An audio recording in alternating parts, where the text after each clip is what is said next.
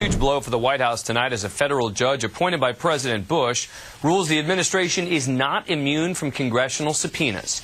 President Bush had been repeatedly invoking these immunity claims to keep aides from testifying about whether U.S. attorneys were fired for purely political reasons. Of course, the White House has also said Karl Rove should not testify before the House Judiciary Committee as they investigate what role he may have played in the politicization of the Justice Department.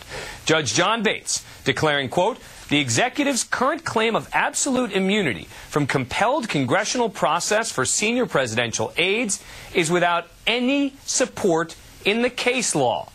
So President Bush has finally been called on his bluff. Time and again, we've watched top White House aides called to testify. The White House refuses, making immunity and executive privilege claims. Well, today, a federal court said that's not the law. Joining me now is a member of the House Judiciary Committee, Democrat Debbie Wasserman Schultz, and former U.S. Attorney David Iglesias, one of the U.S. attorneys allegedly fired for not being partisan enough. Thanks to both of you for coming on. Appreciate it. Sure. All right, Representative Wasserman Schultz, let me ask you about this ruling. This is a very big ruling, is it not? It's a huge ruling. I mean, it demonstrates what I've said before when I've been on your program, that the House intends to pursue our oversight role in the most aggressive way possible, and that there is a separation of powers issue that this very conservative judge, I mean, remember, Dan, this is the judge that decided GAO versus Cheney in the energy secrecy case, so we're not talking about a liberal here. The bottom line is that Congress has the right to subpoena, and the executive branch has to respond to that subpoena, show up and testify and assert the privilege question by question. I'm going to play in a moment a piece of sound of Karl Rove mocking your committee, and I'm going to ask you to respond to that in a moment. But Mr. Iglesias, the judge said in this ruling the executive cannot identify a single judicial opinion that recognizes absolute immunity for senior presidential advisors in this or any other context. So as a practical matter, what does that mean for you? Well, what it means is this is a really huge win. I'm extremely gratified. I know my colleagues are also.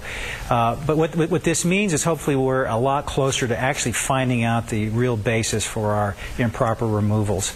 I'm very gratified that Judge Bates ruled in the way that he did. I was initially a little bit concerned. I was afraid he was going to try to find some way to duck it, and he did not. He met it head on. And I mean, look, this is your life. You were fired from a job, and you believe, and there's some evidence to support that the reason was purely political. What are you hoping that the testimony will show? Well, you know, what's going to happen here is they're going to show up, they'll testify, and then they'll claim immunity multiple times, executive immunity. And ultimately what's going to happen is the judge is going to have to actually, in an in-camera inspection, look at the documents, look at the emails, and make a determination. Does privilege cover this or not? Yeah. I'm hoping that he actually makes the White House produce those documents, which I believe will show a pattern of improper politicization. Let me play a piece of sound from Karl Rove. This is Karl Rove last night on Fox after the House Judiciary Committee voted to hold him in contempt. Well, look, this is ludicrous. The Congress of the United States, the House Judiciary Committee, is doing this because they're concerned about an issue that is being litigated in court. I've not exerted any personal privilege on this. The White House has said we want to stand up for the doctrine of separation of powers and for the right of the President to not have his aides and former aides called up at the convenience of the Congress for no good reason at all. It sounds to me, Representative Wasserman Schultz, like what the court has said is, no, Mr. Rove, actually you're wrong about just about everything you just said. Pretty much. I mean, this is really what it comes down to, is that this judge stood up for the Constitution and for the separation of powers, but erred on the side of the Congress's authority in terms of the separation of powers. Is this going to embolden you more? I mean, a lot of people have said, look, Congress is still not going to do anything. They're going to wait until September. Then maybe they'll vote on contempt. But, you know, they're not really going to force Karl Rove to do anything. Does this ruling embolden you in any way? Well, Dan, I even remember arguing with you about that when I've been here before. And no, on the contrary, it doesn't embolden us.